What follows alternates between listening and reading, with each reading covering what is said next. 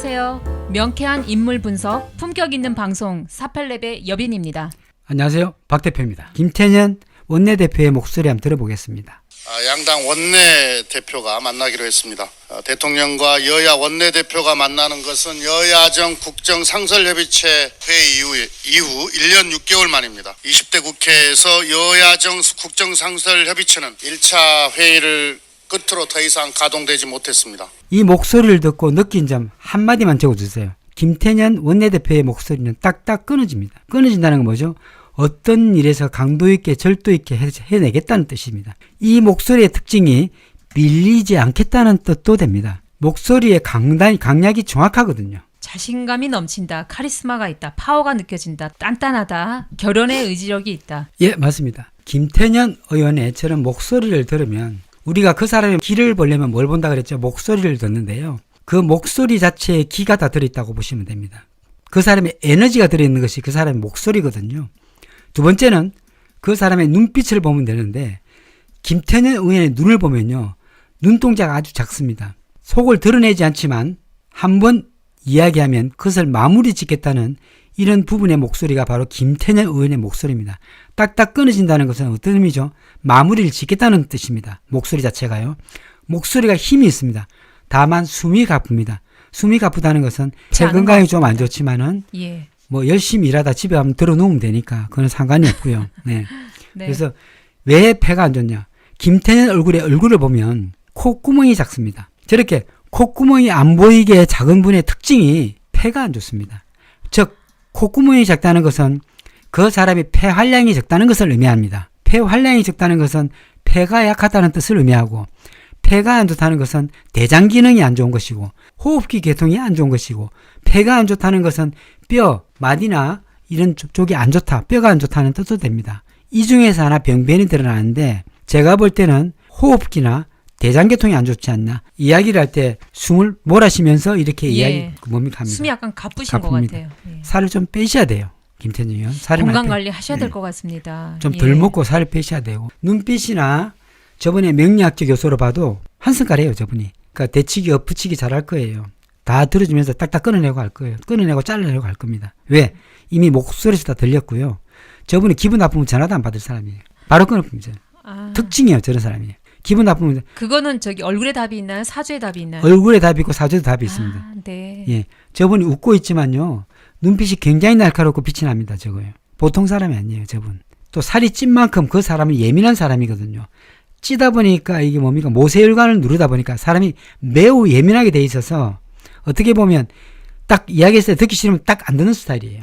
김태년 의원의 당당함, 좀 시원함, 칼칼함, 예리함 이런 것들이 참 좋습니다. 다음에 대표분이 어떤 분이 올지 모르지만 조금만 받쳐주면 저분은 아주 잘할 분입니다. 이낙연 씨가 당대표가 된다면 아마 정권을 하겠죠. 알아서 해라 일 겁니다. 그분은요. 코가 약간 꺾이면서 들어갔잖아요. 자, 코 확대해 보세요. 김태년 씨의 코를 확대하겠습니다. 코가 약간 끝에 꺾여 있죠. 요 코 준두 부분 말씀이시죠? 예, 꺾여 있습니다. 꺾여 있죠. 저런 부분은 결국 끝에 와서는 상대 이야기를 좀 들어주는 스타일입니다. 아이고. 저렇게 약간 꺾여 있는 사람의 특징 자체가 대인관계가 굉장히 좋습니다. 그 명분을 던져주면서 자기 하는 거죠. 상대를 갖다 몰아붙여도 야, 너는 이렇게 하면 너는 빠져나갈 수 있고 나 이렇게 할 거야. 어때? 이렇게 하면 뭐 어쩌고 하면 야, 그렇게 하자 하고 이렇게 하는 거예요. 그리고 상대한테 명분을 주면서 하는 게 바로 또 김태년 의원이고 운영의 묘를 잘 살리는 분입니다. 코가 약간 들어갔잖아요. 코가 좀 작잖아요. 약간 얼굴에 비해서. 그럼 상대를 허허 맞춰가면서 나중에 대치기 하는 겁니다. 저기. 한번 두고 보시죠. 앞으로. 이마도 되게 넓고 깁니다. 저러면 그 동네 형님 같이 시원시원한 부분도 있고 참 괜찮습니다. 이분을 볼 때는 아마 원내대표에 체조가 되지 않았나. 그리고 실망시키지 않고 그냥 질질 끌려다니는 이런 자체가 너무 싫었는데 이번에 김태년이 확 때려잡고 그냥 갈 것 같은 이런 느낌이 듭니다. 상근이 꺾이면 40대에 굉장히 한번 힘들어집니다. 직업이 바뀌든지 한번 아작이 나든지 둘 중에 하나입니다. 이분의 코가 광고라고 균형을 이뤘다고 봐야 되나요? 네, 아니면... 저 정도면 충분합니다. 충분하죠. 여기서 더 높아도 안 되겠죠, 코가. 높으면 잘 삐져요. 여성들이 광골이 높으면요, 그렇게 잘 삐집니다. 칭찬해주면 그렇게 일 잘하지.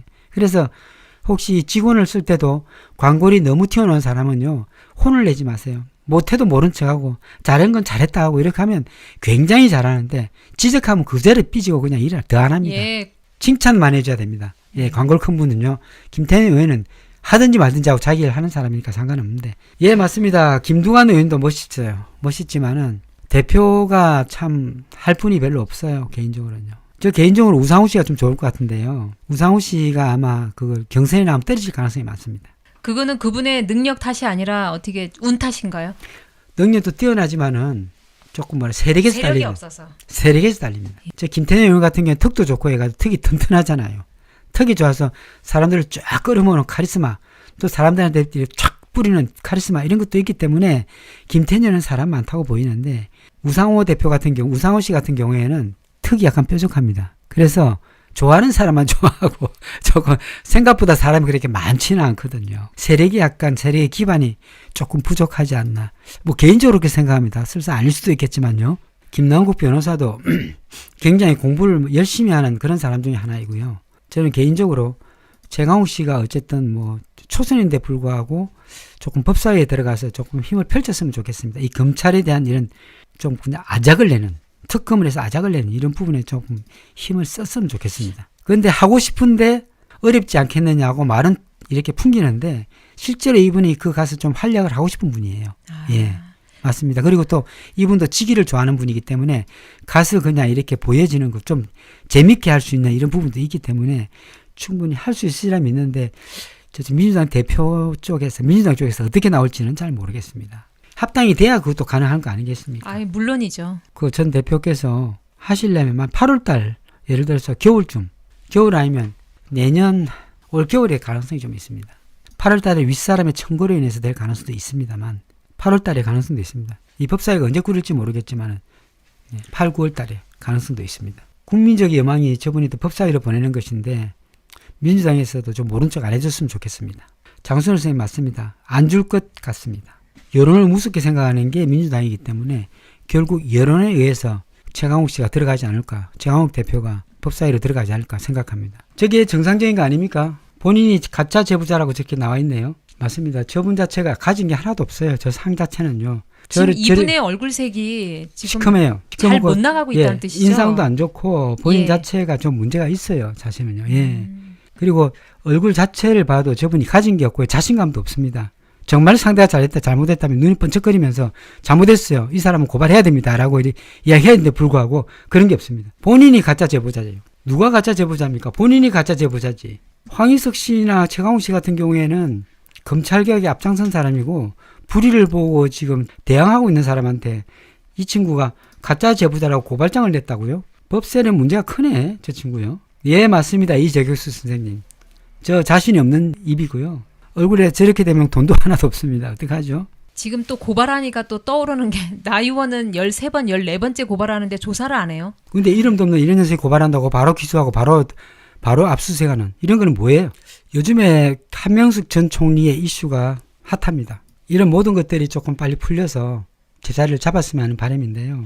이 검찰의 이런 모든 것들을 좀 국회에서 다시 조사를 해야 된다고 생각합니다. 이럴 때 최강욱 씨나 황희석 씨가 있었다면, 법사에 있다면 이거 터는데 굉장히 앞장설 텐데, 그렇죠? 자료도 있고 콕콕 찍어서 할 텐데 이번에 꼭 최강욱 씨가 들어가길 바라겠습니다. 눈이 옆으로 굉장히 깁니다. 길면서 끝이 약간 꺾여 있는데요. 이것은 어떤 사물에 대해서 깊이 생각하고 눈이 길다 보니까 함부로 이렇게 행동하지 않고 함부로 나서지 않는 이런 부분입니다. 눈이 길다는 것은 우리가 장래를 길게 보고 행위하고 행동하는 그런 분 중에 하나고, 또 눈 폭이 좁기 때문에 어떻습니까? 자기를 드러내지 않고 또 조용조용히 해결하는 이런 분의 하나입니다. 눈썹도 그릴 때는 되게 앞을 두껍게 뒤를 약하게 동그랗게 그렸는데요. 이것은 어떤 부분에서는 또 감성적으로 다가가서겠다 이런 부분도 있습니다. 실제로요. 전태궁도 상당히 길어서 귀한 얼굴이고요. 이마도 굉장히 깁니다. 이마도 넓어요. 넓고 동그랗습니다. 그렇죠? 하관도 그렇게 나쁘지 않고요. 코도 아주 동그랗게 예쁘게 생겼습니다. 그렇죠? 각지지 않고 뾰족하지 않고. 그러니까 코가 동글동글하다는 것은 뭘 의미하죠? 다 맞춰주고 가겠다. 그렇지만 나의 기준은 뚜렷하다. 이래 볼 수가 있습니다. 법령도 보면 양쪽으로 쫙 서서 이렇게 지게처럼 이렇게 쫙 벌어져서 내려와 있기 때문에 한 직위를 취한 분도 맞다. 이렇게 볼 수 있습니다. 다만 이분이 아는 게 너무 많기 때문에, 배움도 많기 때문에 정면에서 보는 귀는 아주 뒤로 뒤집어져서 남의 말을 듣지 않고 듣는 척하지만 듣지 않고 그냥 혼자서 판단하는 이런 부분이 있더라. 이래 볼 수가 있습니다. 이분이 어떻게 방어력이 없으신 편인가요? 방어력이 별로 없습니다. 예. 그 조국 전 장관하고 성향이 어떻게 비슷하다고 봐야 되나요? 아, 조국 전 장관과의 성향이 진짜 비슷합니다. 이분도 말이 없이 그냥 당한 사람이고요. 조국 전 장관도 말이 없이 당한 사람이에요. 그런 것들을 보면 마음이 굉장히 선한 분들이죠.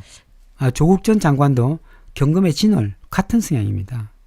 그래서 두 분의 성향이 조금 비슷한 부분도 있습니다만 자존감이라든가 자존심 이런 것들은 조국 전 장관이 더 강하다고 볼 수가 있습니다. 그런 것은 꼿꼿하다고 볼 수 있는데 한명숙 전 총리의 시간을 몰라서 말씀을 못 드리지만은 어떤 일에 대한 마무리는 굉장히 바르고 정직하게 행동하는 분이다 이렇게 알 수가 있습니다. 그래서 웃는 모습이나 이런 눈을 볼 때는 되게 인자한 분이다 이래 볼 수 있습니다.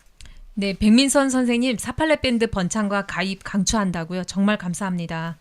참 이 코가 동그랗다는 것은 대인관계나 이런 것에서 빠짐이 없다는 분도 됩니다. 그리고 네. 이빨도 가지런한 게 되게 예쁘죠. 그러니까 너무 하얀 이빨은 복이 좀 적습니다. 이빨도 약간 누런 이빨이 더 복이 있는 이빨이에요. 너무 이빨을 하얗게 만들지는 마세요. 적절히 약간 누래야 그건 건강한 이빨입니다. 그래서 굉장히 품격 있고 인자하신 분입니다. 자, 이건 최근의 사진입니다. 자, 세월이 흘러서 눈 밑이 약간 꺼져 있네요. 네. 그렇지만 되게 고운 얼굴입니다. 그렇죠. 저 웃는 저 눈에 되게 인자함, 긴 눈 얼마나 좋습니까? 길어도 저렇게 끝까지 가서 눈 끝이 약간 쳐서 태극눈 같이 됐다는 것은 그만큼 독하게 살아왔다는 그 증거가 됩니다. 예전에 이 사진과 비교해서 한번 같이 올려보십시오. 우리가 어떤 힘이 들 때 혼자 깊이 생각하고 고뇌하고 걱정하고 또 생각하고 또 생각하다 보면 현재의 눈처럼 이렇게 됩니다. 약간 길면서 약간 밑으로 처져 있죠. 처져서 약간 올라가 있습니다.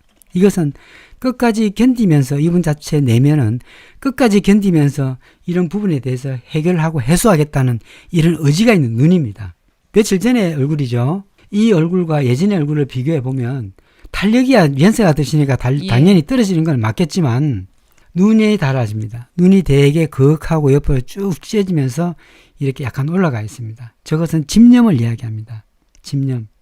젊었을 땐 눈이 동그랗겠지만 저렇게 됐지만 현재는 어떠한 집념, 내가 이걸 갖다 해소하겠어.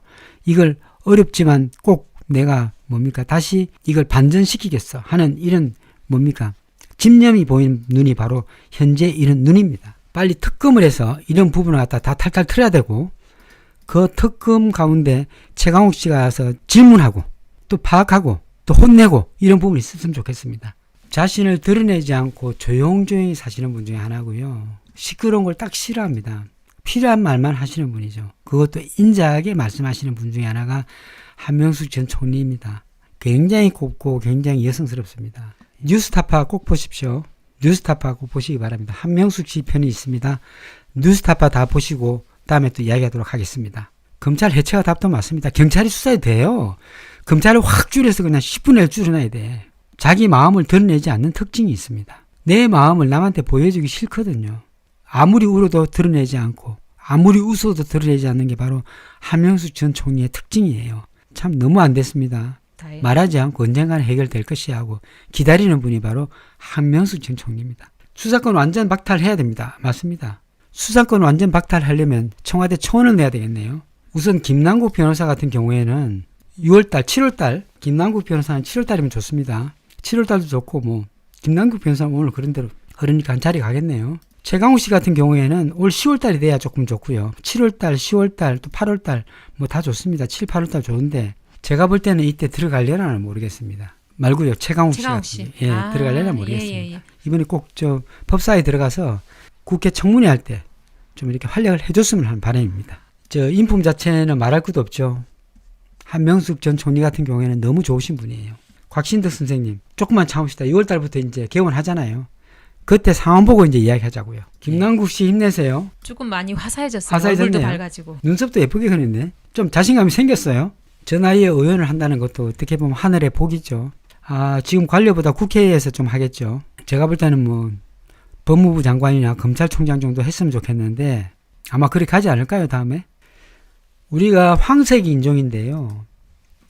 특히 우리 사람의 눈 중에서 동공의 색에 따라서 그 사람의 성향이 많이 네. 달라지는데요. 동공의 색이 이제 색에 따라 달라지는데 검은색, 푸른색, 갈색이 있습니다. 특히 우리 동양인의 너무 갈색의 눈 자체는 동양인의 눈색이 너무 갈색일 때는 뭘까요? 동양인의 눈이 갈색일 때는 1번 1번 현실적이다. 네. 2번 자유로운 영혼이다. 3번 도덕성을 상실한 사람이다. 자, 그럼 거기서 1번, 2번, 3번 중에서 답을 주십시오. 한명자 선생님 자유로운 영혼이다. 김덕성 선생님은 현실적이다. 박희수 선생님 현실적이다. 정답을 말씀드리죠. 일단은 2번으로 하겠습니다. 영혼이 자유롭습니다. 그렇지만은 좀 더 깊이 들어가게 되면 좀 더 깊이 우리가 네. 조금 인상학적으로 깊이 들어가게 되면 솔직히 굉장히 갈색 눈이 있습니다. 사람들이. 밝은 갈색이. 밝은 갈색이 있습니다. 예. 이런 사람의 눈은 사실은 좀 도덕성을 상실한 사람이 많습니다. 요거 명심하셔야 됩니다. 영혼이 자유롭다는 것은 내 마음대로 산다는 뜻 됩니다. 누구의 간섭도 받기 싫습니다. 이렇게 되면 사회의 규범을 어길 수가 있습니다. 그래서 어떻게 보면 도덕성을 상실한 사람이다라고도 볼 수가 있습니다. 예. 이런 분들이 그런 직업에 많을 수 있겠네. 뭐 프리랜서 아니면 예술가 뭐 이런 쪽에 예, 맞습니다. 창의력을 요구하는. 창의력을 요구하는 거죠. 네. 창의력을 요구한다는 게 좋은 겁니까? 저는 결국 그렇게 보지는 않습니다. 2번의 기본 성향이지만 더 나아가서는 3번도 될 수 있다. 우리가 현재 공부하는 것은 동양 철학입니다. 우리가 과학적으로 따지다가 어떤 사안에 대해서 과학적으로 따지다가 나중에는 또 상식적으로 따집니다. 과학적으로 따지다가 상식적으로 따지다가 결국은 철학적으로 갑니다. 명량은 어떻습니까? 그 사람의 내면한 순식간에 보죠. 그것도 그 사람의 내면한 성격, 내면, 또 앞으로 다가올 일, 현재 상황, 지난 일 이런 까지 그대로 한 번에 쭉 읽죠. 한 번에 확실하게 다 읽어주죠. 순식간에 읽어드릴 수 그렇죠. 있어요. 순식간에 읽어주죠. 그분의 내면 이런 것도 읽어주죠. 제가 현재 이렇게 인상학적으로 예를 들어 정치인을 보고 또 명리학적으로 판단하고 두 개 딱 맞추면요. 거의 맞습니다. 사실은요. 그런데 사진을 꼭 안 봐도 명리학적으로 봐도 이 부분은 그대로 드러나거든요. 그 사람의 성향 자체가 어떻게 행동하고 어떻게 살아왔고 어릴 때 공부를 어떻게 했고 중년기는 어떻게 했고 또 초년기 어떻게 말년은 어떻게 이런 부분이 다 드러납니다. 올해의 운은 어떻다. 현재 이 사람이 처해진 상황이 어떻다. 현재 내한테 물어본 그 이유가 어떤 이유다라는 것들이 이미 8글자 안 봐도 딱 드러납니다. 운에서 이렇게 보면 이 사람 현재 상황이 이렇다는 게 드러납니다.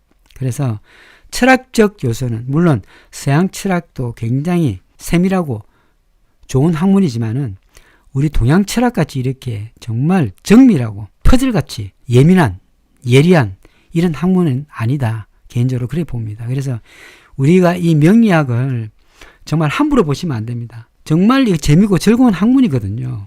그러니까 여러분들도 혹시 명리학에 대해서 조금 색안경을 끼고 계시다면 다 버리셔야 됩니다. 이거는 그냥 학문일 뿐입니다. 학문이에요. 인상학도 학문이고 명리학도 학문이에요. 그럼 교회에서 왜 못 가게 합니까? 왜 못 보게 합니까? 왜? 본인들이 틀리니까. 제 옆집 근처에다가 화장할 공간을 마련해서 만든다 그러셔서 제가 한 번 더 좀 말씀드리겠습니다. 특히 이제 서울 같은 경우에 이제 청와대를 기점으로 해서 보시면요. 인왕산 있는 쪽이 백호고요. 인왕산 있는 쪽이 백호가 되고 인왕산이 그 무속신앙의 근거지입니다.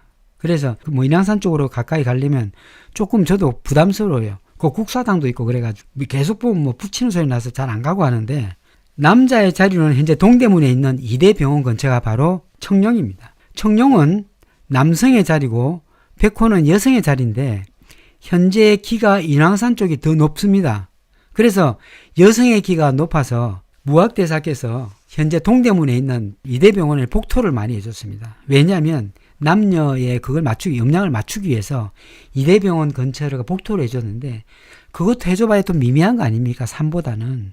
우리나라는 청와대를 기점으로 볼 때는 인왕산이 너무 높고 이대 이쪽이 너무 낮기 때문에 남자의 궁이 낮기 때문에 남자들의 에너지가 부족하다고 봤습니다. 우리가 건물 1층을 지기를 볼 때 1가우스로 봅니다.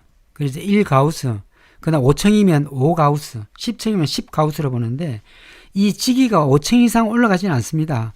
그래서 5가우스가 전부예요. 그래서 5층 이상이 되면은 이미 땅의 지기를 거의 받지 않는다고 봐야 됩니다. 우리가 이사를 하거나 아파트를 들어갈 때는 되도록이면 5층 이하로 들어가시거나 주택에 사시는 게 훨씬 유리합니다. 우리가 청와대를 기점으로 해서 사대문 안에 사시는 것이 훨씬 기를 받기 좋고 기가 좋은 곳이라고 볼 수가 있습니다.